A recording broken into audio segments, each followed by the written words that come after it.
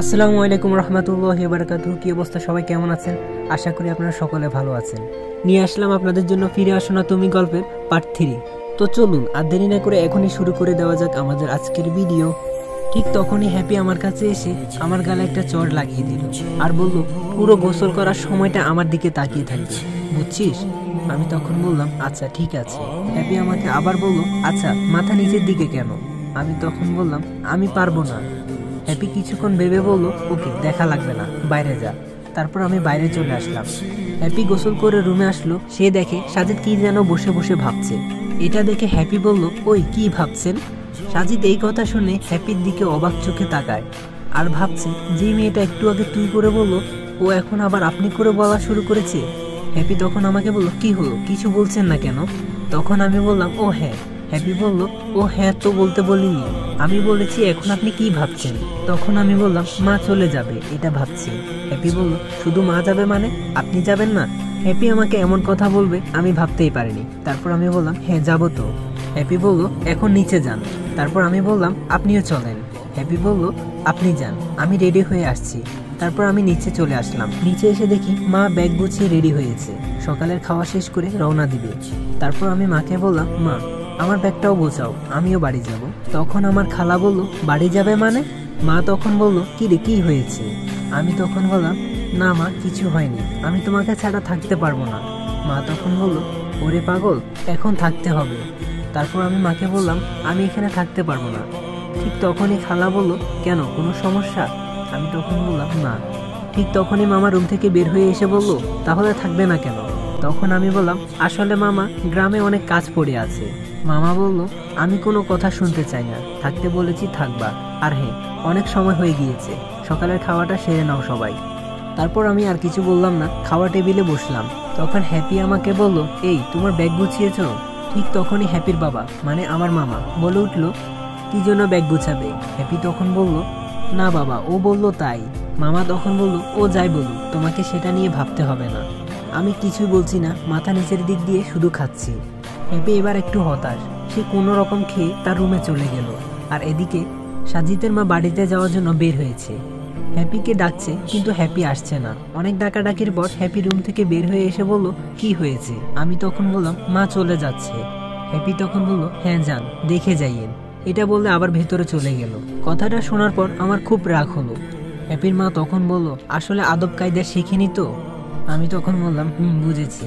তারপর মা বলল, আচ্ছা ভাইজান, আসি তাহলে। আর বোন, তুই ওদের নিয়ে কিছুদিন পর যাবে কিন্তু। তখন আমার খালা বলল, হ্যাঁ যাব, তুই আমাদের সাথে থাক। মা তখন বলল, না রে, আমার ওইখানেই থাকতে হবে। অনেক কথাবার্তা বলার পর মা সেখান থেকে চলে গেল। মাকে এগিয়ে দিয়ে এসে সোজা হ্যাপি রুমে ঢুকে হ্যাপিকে বললাম, মার সাথে ওরকম ব্যবহার করলি কেন? হ্যাপি তখন বলল, কেমন ব্যবহার করেছি? হ্যাপি কথাটা খুব হেয়ালিভাবে বলল। আমি তখন বললাম, জানিস না তুই? হ্যাপি বলল, না জানি না। আর তুই আমাকে তুই তুই করে বলছিস কেন? তোর সাহস তো কম না? তারপর আমি বললাম, তুই তো একটা বেয়াদব, বড়দের সাথে কিভাবে কথা বলতে হয় তাও ভালো করে জানিস না। হ্যাপি তখন আমাকে বলল, তুই আমাকে বেয়াদব বললি? দাঁড়া। হ্যাপি যেই না আমার গালে চড় মারবে, আমি হ্যাপির হাতটা ধরে ফেলি। ওর হাতটা ধরে ওকে একটা থাপ্পড় দিই। সাথে সাথে দেখি হ্যাপির চোখে পানি। আমি তখন বললাম, কি রে, কথা বলছিস না কেন? দেবো আর কয়েকটা? আমি হ্যাপিকে ছেড়ে দিলাম। হ্যাপি ফ্লোরে বসে আছে, কান্না করছে, তবে শব্দ ছাড়া। আর এদিকে আমি বিছানায় বসে মাথা নিচের দিকে করে কান্না করছি। সেটা হ্যাপি বুঝতে পারছে না। আমি কোনোদিন কোনো মেয়ের গায়ে হাত তুলিনি, আর আজই প্রথম আমার বউয়ের গায়ে হাত তুললাম। এইসব কথা ভাবছি আর কান্না করছি। কিছুক্ষণ পরে চোখের পানি মুছলাম আর মনে মনে চিন্তা করলাম, মেয়েটার চলাফেরা, আচার ব্যবহার যেভাবে হোক আমাকে পাল্টাতে হবে। তারপর আমি বিছানা থেকে উঠে হ্যাপির সামনাসামনি বসলাম। দেখছি মেয়েটা এখনো কান্না করছে। আমি তখন বললাম, সরি, আপনার ব্যবহার দেখে আমার তখন খুব রাগ হয়েছিল। হ্যাপি তখন আমাকে বলল, আপনি আমাকে মেরেছেন, শোধ নিয়েছেন, আর কোনো সরি বলতে হবে না, যান এখান থেকে। আমি তখন বললাম, কই যাব বলেন? হ্যাপি বলল, যেখানে ইচ্ছা যান। তারপর আমি হ্যাপিকে বললাম, তবে যাই বলি, আপনি কিন্তু দেখতে অনেক সুন্দরী। আমার বউ যে এত সুন্দর হবে আমি তা ভাবতেও পারিনি। হ্যাপি তখন বলল, আপনি আমাকে মিথ্যা কথা বলবেন না, আর আমি আপনার বউও না, আমি এই বিয়ে মানি না। আর হ্যাঁ, আমি এই কথা আপনাকে আগেও বলেছি। তারপর আমি বললাম, তো আপনি কোন দিন মানবেন? হ্যাপি বলল, না মানবো না, কোনো দিনও না। তারপর আমি বললাম, ওকে, এখানে বসে থাকেন, আমি নিচে যাই।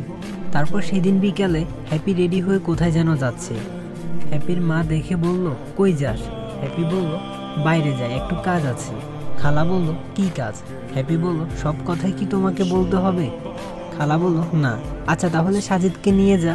হ্যাপি বলল, না, একাই যাব। খালা তখন বলল, ওকে নিয়ে গেলে তোর ভালো হবে, আর ও এখানে নতুন এসেছে, তেমন কিছুই চেনে না। হ্যাপি বলল, না, পারবো না। ঠিক তখনই আমি এসে বললাম, আমি তো আপনার সাথে যাব, আপনি যাই বলেন না কেন। হ্যাপি আর কোনো কথা না বলে রাজি হয়ে যায় আর বলল, ঠিক আছে চলেন। এই বলে সাজিদ আর হ্যাপি সেখান থেকে চলে গেল। বাইরে এসে দুজন হাঁটছে। সাজিদ তখন হ্যাপিকে বলল, কই যাবেন? হ্যাপি বলল, কোথাও না। তারপর আমি বললাম, তো বের হলেন যে? হ্যাপি বলল, প্রতিদিনই বের হই, এই টাইমে বসে থাকলে আমার দম বন্ধ হয়ে যায়, তাই বের হয়েছি। তারপর আমি বললাম, ও তাই তো বলি। হ্যাপি তখন বলল, কি বলেন? আমি বললাম, কোনো জরুরি কাজ থাকলে তো আমাকে নিয়ে আসতেন না। হ্যাপি বলল, বুঝতে পারছেন তাহলে। তারপর দুজন চুপচাপ হয়ে হাঁটছি। একটা সময় হ্যাপি আমাকে বলে উঠল, এই থামেন থামেন। আমি তখন বললাম, কেন? হ্যাপি বলল, আমার ফ্রেন্ড আসছে। আমি তখন বললাম, ওই মেয়েটা? হ্যাপি বলল, হ্যাঁ। আমি তখন বললাম, ও তাহলে তো ভালোই, পরিচয় হওয়া যাবে। হ্যাপি তখন বলল, না প্লিজ, আপনার পায়ে ধরি। তখন আমি বললাম, কেন? হ্যাপি বলল, মানে আপনার সাথে যে আমার বিয়ে হয়েছে ওইটা ও জানে না, আর আপনার যা অবস্থা ও জানতে পারলে আমি খুব অপমানিত হব। তারপর আমি বললাম, তাই? হ্যাপি বলল, আমি তখন বললাম, উনি তো কাছে চলে আসছে, এখন কি করতে পারি? হ্যাপি তখন পাশে থাকা একটা সিএনজি দেখে বলল, আপনি এই সিএনজি দেখছেন না, এটার ড্রাইভার হয়ে অভিনয় করেন। আমি তখন বললাম, ড্রাইভার? হ্যাপি বলল, তারপর আমি বললাম, আচ্ছা ঠিক আছে। তারপর মেয়েটি কাছে এসে হ্যাপিকে বলল, কেমন আছিস দোস্ত? হ্যাপি বলল, হ্যাঁ ভালো আছি, তুই কেমন আছিস? মেয়েটি বলল, হ্যাঁ ভালো আছি। তা তুই কোথাও যাচ্ছিলি নাকি? হ্যাপি বলল, না, এমনি হাঁটছি। মেয়েটি বলল, ও তাহলে চল আমার সাথে। হ্যাপি তখন বলল, কই যাবি? মেয়েটি বলল, আমার একটা কাজ আছে। হ্যাপি তখন বলল, ওকে চল। এই বলে যেই না তারা হেঁটে চলে যাবে, ঠিক তখনই মেয়েটি বলল, না দাঁড়া। হ্যাপি তখন বলল, আবার কি হলো? মেয়েটি বলল, সিএনজি নিয়ে যাই। হ্যাপি তখন বলল, না মানে।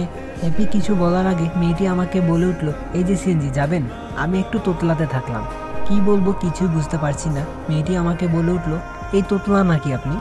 আমি কিছুই বলতে পারছি না। তারপর বলে উঠলাম, কই যাবেন? মেয়েটি আমাকে বলল, দূর মিয়া, আপনি তো কথাই বলতে পারেন না। হ্যাপি তখন বলল, এইটা ছাড়, আরেকটা গাড়ি দেখ। মেয়েটি বলল, দেখতেও তো পাচ্ছি না। না, এই গাড়িটাই নিয়ে যাব। এই চলেন তো আপনি। আমার পুরো শরীর ঘামাচ্ছে, কারণ আমি কখনো সিএনজি চালাইনি। তখন আমি বললাম, মানে। মেয়েটি তখন আমাকে বলল, মানে করেন কেন, চলেন। আমি তখন বললাম, না যাব না। মেয়েটি বলল, ওই মিয়া যাবেন না কেন? তখন আমি বললাম, এমনি, ভাড়া বেশি দেব, চলেন। আমি বললাম, না আমি যাব না। হ্যাপি তখন বলল, থাক না, আরেকটা গাড়ি দেখ। এমন সময় ওই মেয়েটির ফোনে আরেকটা ফোন আসে, আর মেয়েটি বলল, দোস্ত। হ্যাপি তখন বলল, হ্যাঁ বল। মেয়েটি বলল, আমার যাওয়া হবে না মনে হয়, বাড়ি থেকে ফোন দিয়েছিল, তাড়াতাড়ি যেতে বলল। হ্যাপি বলল, আচ্ছা ঠিক আছে। তারপর মেয়েটি সেখান থেকে চলে গেল, আর হ্যাপি সাজিদকে বলল, এই যে আসেন, এখন হাঁটি। তারপর সাজিদ সহ তারা দুজন হাঁটছে। একটা সময় সাজিদ বলল, আচ্ছা একটা কথা বলি। হ্যাপি বলল, বলেন। তখন আমি বললাম, আমাকে আপনার ফ্রেন্ড দেখলে আপনি অপমানিত হবেন কেন? হ্যাপি তখন বলল, আরে এইটাও বুঝেন না? আমি বললাম, না। হ্যাপি বলল, আপনি গ্রামের ছেলে আর স্মার্ট না, আর বড় কথা হলো আপনি তো আমার বর না। আমার বর হলো আমি যাকে ভালোবাসি সে। তখন আমি বললাম, ভালো। তারপর হ্যাপি বলল, কিছু খাবেন? আমি তখন বললাম, কি খাবো? হ্যাপি বলল, সেটাই তো বলছি, কি খাবেন? আমি বললাম, না এখন কিছু খাবো না। হ্যাপি তখন আমাকে বলল, আচ্ছা তাহলে আমি আপনাকে একটা কথা জিজ্ঞেস করি। আমি বললাম, বলেন। হ্যাপি তখন বলল, আচ্ছা আপনি কি কাউকে ভালোবাসেন বা পছন্দ করতেন? আমি তখন বললাম, না, আমার তেমন কোনো পছন্দ ছিল না। তারপর হ্যাপি আমাকে বলল, জানেন আপনাকে দেখতে ইচ্ছে করে না আমার। আমি বললাম, কারণটা কি? হ্যাপি বলল, জানি না, তবে দেখতে ইচ্ছে করে না। তখন আমি বললাম, হ্যাপি বলল, কি রাগ করলেন? আমি বললাম, রাগ না, তবে মন খারাপ। হ্যাপি বলল, রাগ করলেন না কেন? আমি তখন বললাম, আমি হচ্ছি মানুষ, সবাই যে আমাকে সহ্য করতে পারবে এমন তো কোনো কথা নয়। হ্যাপি তখন বলল, তাও ঠিক, তাহলে আমায় বিয়ে করলেন কেন? আমি তখন বললাম, না মানে মামার কথায়। হ্যাপি তখন বলল, মামার কথায় তাই না? মনটা চাই তোর এখনই খুন করে ফেলি। তখন আমি বললাম, এখানে বকাবকি করেন না, বাসায় গিয়ে ইচ্ছে মতো বকা দিয়েন। তারপর হ্যাপি বলল, একটা রিক্সা আনেন। তারপর রিক্সা নিয়ে আমরা আবার বাসায় ফিরে আসি। রাতে খাওয়া শেষ করে ঘুমাতে যায় সাজিদ হ্যাপির রুমে, কিন্তু হ্যাপির ভিতর থেকে দরজাটা আটকিয়ে দিয়েছে সাজিদ বাইরে থেকে বলতে লাগলো, এই যে শুনছেন, ভেতর থেকে কোনো আওয়াজ নেই। সাজিদ আবারও বলল, এই যে দরজাটা খুলেন, আমি ভেতরে যাব। ঘুমিয়ে গিয়েছেন নাকি? হ্যাপি বিছানা থেকে উঠে এসে দরজাটা খুলে দেয়, আর সাজিদ ভেতরে প্রবেশ করার সাথে সাথে সাজিদকে ঠাস করে একটা চড় লাগিয়ে দেয়। সাজিদ তখন বলল, কি হয়েছে, কি করেছি আমি? হ্যাপি শুধু কান্না করছে, আর সাজিদ কথা বললেই সাজিদকে মারছে। তখন সাজিদ বলল, আমি কি করেছি, নাকি এমনি মারলেন? হ্যাপি তখন গরম হয়ে বলে, তোর সাথে আমার বিয়ে হয়েছে সেটা আমার বিয়ে জেনে গেছে। আমি তখন বললাম, কিন্তু কিভাবে? তারপর হ্যাপি বলল, আমার বাবার সাথে তার পরিচয় ছিল, দেখা হওয়ার পর বলেছে, এখন আমাকে ফোন দিয়েছিল, আর আমাদের মাঝে সব কিছু শেষ হয়ে গিয়েছে। তারপর আমি হ্যাপিকে বললাম, আচ্ছা আমি একটা কথা বলি। হ্যাপি বলল, বল। আমি তখন বললাম, কিন্তু আমাকে আর মাইরেন না, গাল বেশি ফুলে গেলে খালা খালুকে কি বলবো? তারপর হ্যাপি আর না মেরে তার বিছানায় বসে পড়ল, আর সাজিদ দরজার কাছেই যেভাবে দাঁড়িয়ে আছে, মাঝে মাঝে গালে হাত বুলাচ্ছে, তার গালটাতেও হাত দেওয়া যাচ্ছে না। হ্যাপি কান্না করতে করতে ঘুমিয়ে যায়, সাজিদ সেইভাবে দাঁড়িয়ে থাকে, একটু নড়াচড়াও করলো না। রাত 1টার পর হ্যাপির কান্নার আওয়াজ শুনতে পায় সাজিদ, কিন্তু অনেক আস্তে আস্তে সাজিদ এগিয়ে যায়, আর দেখতে পায় হ্যাপির চোখ বন্ধ, কিন্তু কান্না করছে। সাজিদ ভয়ে আর কিছু বলল না, তারপর আবার সে আগের জায়গায় চলে গেল। কিছুক্ষণ পরে হ্যাপি কেঁপে কেঁপে উঠল। সাজিদ দেখে আবারও এগিয়ে গেল, মাথায় হাত দিয়ে দেখে অনেক জ্বর। সাজিদ তখন বলল, মেয়েটার তো অনেক জ্বর। এদিকে হ্যাপি জ্বরের মধ্যে আবুল তাবুল বলা শুরু করে দিয়েছে। সাজিদ তাকে জলপট্টি করে দিল, তাতেও কোনো কাজ হলো না, একদম সকাল পর্যন্ত জলপট্টি করিয়ে দেয়। হ্যাপি সকালবেলায় মোটামুটি সুস্থ হয়ে যায়। হ্যাপি ঘুম থেকে উঠে সাজিদকে দেখতে পেয়ে বলল, এই তুই এখানে কেন? সাজিদ তখন বলল, আগেই মাইরেন না, আমি বলছি, আপনার অনেক জ্বর আসছিল, তাই একটু জলপট্টি করে দিয়েছি। তারপর হ্যাপি আমাকে বলল, তুই আজকে গ্রামে চলে যাবি। তখন আমি বললাম, যদি যেতে না দেয়? হ্যাপি বলল, তাও যাবে। তখন আমি বললাম, আচ্ছা ঠিক আছে। তারপর হ্যাপি বলল, কথা না বলে এখান থেকে যা, আমাকে ঘুমাতে দে। তারপর সাজিদ সেখান থেকে চলে গেল। সে নিচে এসে হ্যাপির বাগানে ঘুরছে। হ্যাপিও আবার ব্রাশ করতে করতে সেখানটাতে চলে এলো। সাজিদ খেয়াল করলো হ্যাপির চোখে পানি, চোখটাও অনেকটা লাল হয়ে আছে। সাজিদ তখন বলল, আচ্ছা আমি চলে গেলে কি সব ঠিক হয়ে যাবে? হ্যাপি বলল, জানি না। তারপর সাজিদ বলল, না এভাবে বললেন না, যা হবার হয়েছে, একটা সমাধান তো করতে হবে তাই না? হ্যাপি বলল, কিসের সমাধান? সাজিদ বলল, মানে আমি চলে গেলে উনি আপনাকে মেনে নেবে? হ্যাপি বলল, আমার বিশ্বাস নেবে, না নিলেও ওকে বোঝাবো, কিন্তু আপনি এখান থেকে চলে গেলে আমি ভালো থাকবো। সাজিদ বলল, আচ্ছা ঠিক আছে, তাহলে আমি খালাকে বলি। হ্যাপি বলল, যা ইচ্ছা করেন, শুধু মাথায় রাখিয়েন আপনি আমাকে মুক্ত দিবেন। তারপর সাজিদ বলল, ওকে সমস্যা নেই। তারপর হ্যাপি সেখান থেকে চলে গেল, আর সকালের খাওয়ারের জন্য সবাই টেবিলে বসলো। সাজিদ তখন বলল, খালা একটা কথা ছিল। খালা বলল, কি কথা বল। সাজিদ বলল, মার কথা খুব মনে পড়ছে, আমি বাড়ি যাব। খালা তখন বলল, 2 দিন হলো তোর মা গেছে, এখনই যেতে হবে? সাজিদ বলল, হ্যাঁ, ভালো লাগছে না। খালা তখন বলল, আচ্ছা ঠিক আছে যাবি, তবে হ্যাপিকে নিয়ে যাবি? সাথে সাথে হ্যাপি বলল, না না, আমার কাজ আছে।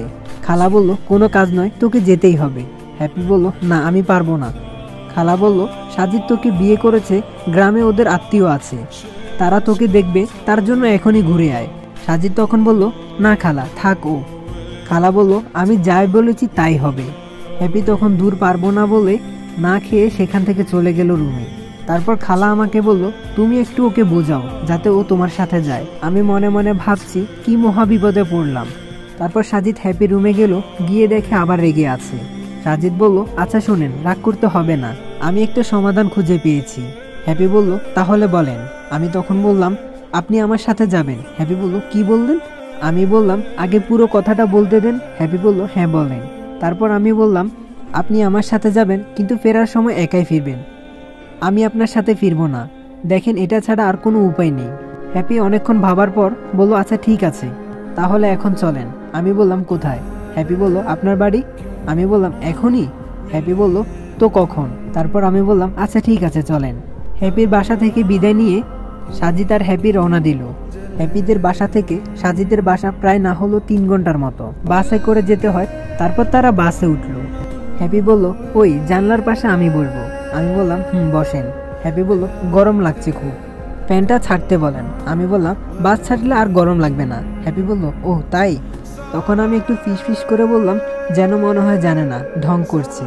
হ্যাপি তখন বলল, এই যে আপনি মনে হয় আমাকে মনে মনে বকা দিচ্ছেন তাই না? আমি বললাম, কই না তো। তারপর এভাবে যেতে যেতে 1 ঘন্টা যাওয়ার পর প্রকৃতিটা পাল্টে গেল। হ্যাপি এখন শহরের ইট দেয়ালের পরিবর্তন দেখতে পাচ্ছে, কৃষকদের বাড়িঘর, ক্ষেত, খামার। হঠাৎ করে হ্যাপি প্রশ্ন করলো, আচ্ছা একটা সত্যি কথা বলুন তো। আমি তখন বললাম, কি? হ্যাপি বলল, আপনি কি আমাকে ভালোবাসেন? আমি কি বলবো কিছুই বুঝতে পারছি না। তারপর বললাম, কই না তো। হ্যাপি তখন বলল, সত্যি বলতে বলেছি কিন্তু। তারপর আমি বললাম, একটু একটু বাসি। কিন্তু আপনি বুঝলেন কিভাবে? হ্যাপি তখন বলল, 30 মিনিট ধরে আমার দিকে এভাবে তাকিয়ে আছে, সেটা দেখে বুঝতে পারছি। হ্যাপি তখন কথার মাঝখানে বলল, আচ্ছা এই নদীটার নাম কি? আমি তখন বললাম, ওইটা নদী না তো। হ্যাপি বলল, কি তাহলে? আমি বললাম, ওটা হচ্ছে বিল। হ্যাপি বলল, বিলের নাম কি? আমি তখন বললাম, তা তো জানি না। হ্যাপি বলল, তো বুঝলেন কিভাবে ওইটা নদী না বিল? তখন আমি বললাম, বিলের পানিতে স্রোত থাকে না।